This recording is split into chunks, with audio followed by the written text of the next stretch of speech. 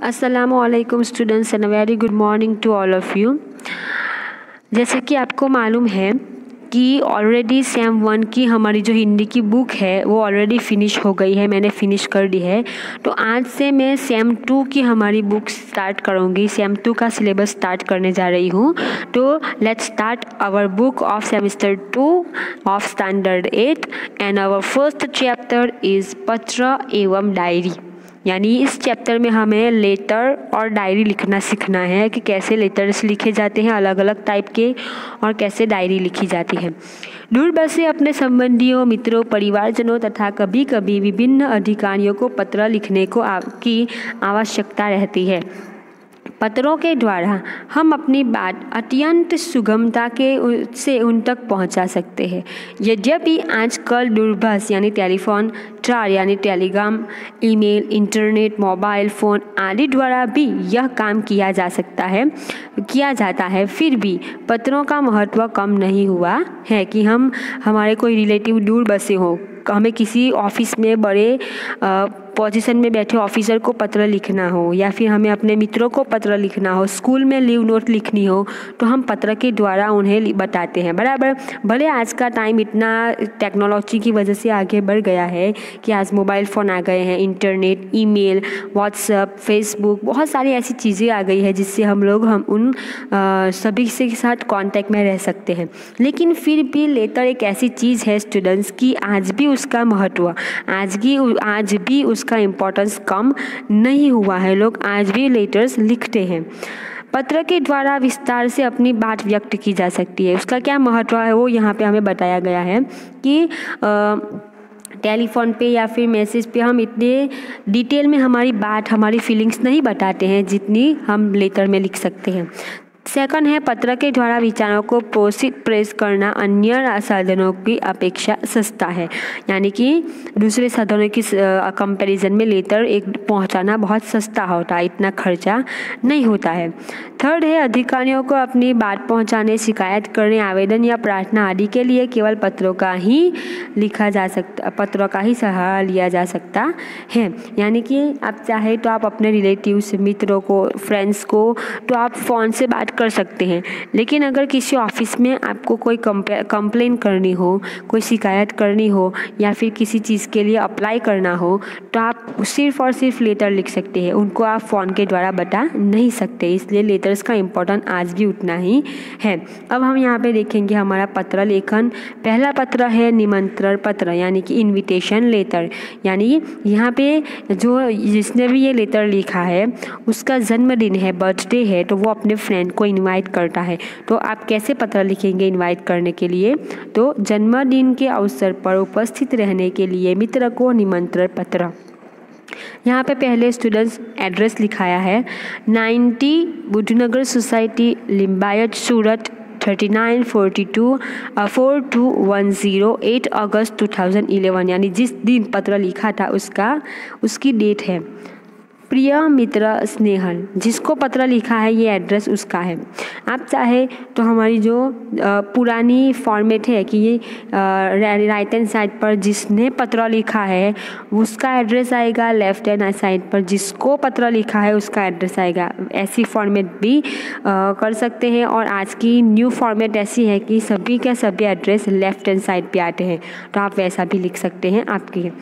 प्रिय मित्र स्नेहल, सप्रेम स्मरण, तुम्हें यह जानकर खुशी होगी कि अगले रविवार को मेरा जन्मदिन है। इस बार तो छुट्टी के दिन ही मेरा जन्मदिन है, इसलिए मैं अपने सभी मित्रों को बुलाना चाहता हूँ और उन सबको आज निमंत्रण भेज रहा हूँ। तुम जानते ही हो कि सालगिरह का दिन कितना आनंद का दिन होता है। उस दिन हमारे कई रिश्तेदार भी यहाँ आएंगे।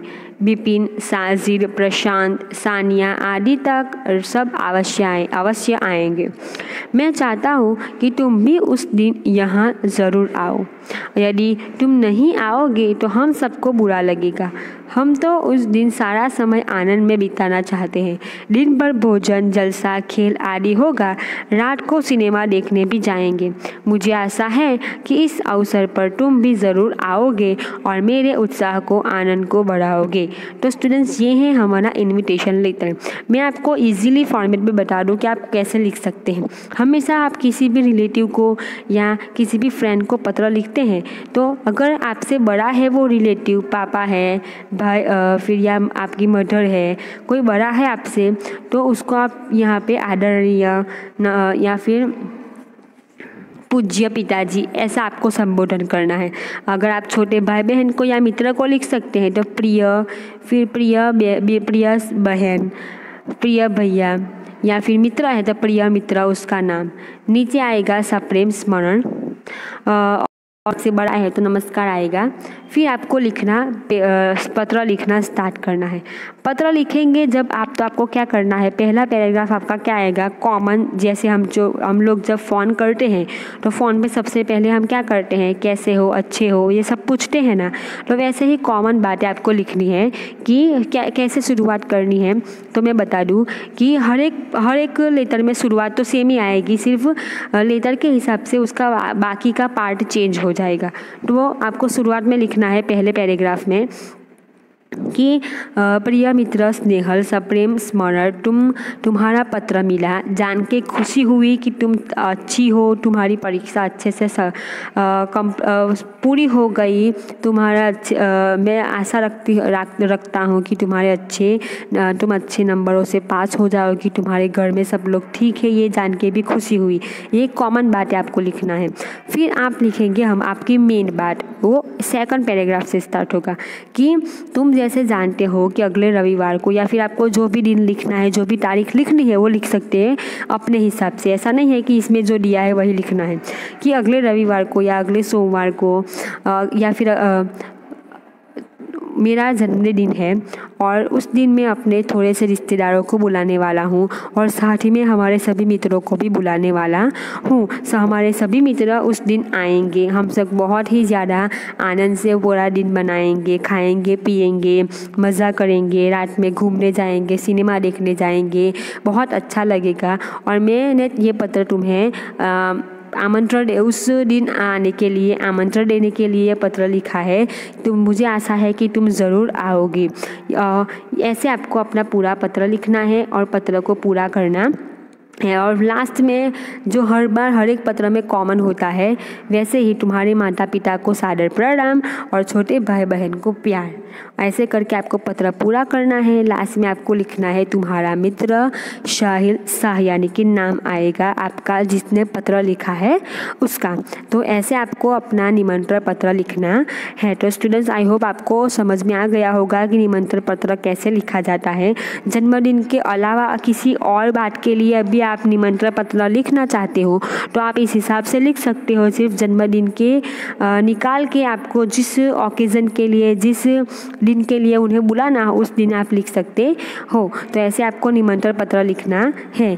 आई होप आपको अच्छी तरह से समझ में आ गया होगा। बाकी का जो पत्र है किस लिए है और कैसे लिखना है वो अगले वीडियो में समझाऊंगी। Thank you very much.